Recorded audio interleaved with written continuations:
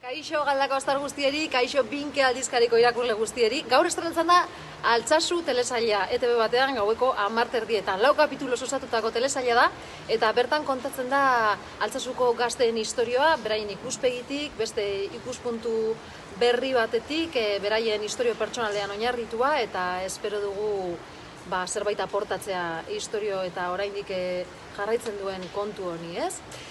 Nik egiten dute Leire Oskian papera, naiz defentsako abokatu guztiak bildu ditugu personaje bakar batean, eta ikusiko duzu zer nolako goraberak bizi ditugun pertsonaiek eta istorioa nondik nora juten dan. Espero dut asko gustatzea. Aupa Binke, aupa Galdakao.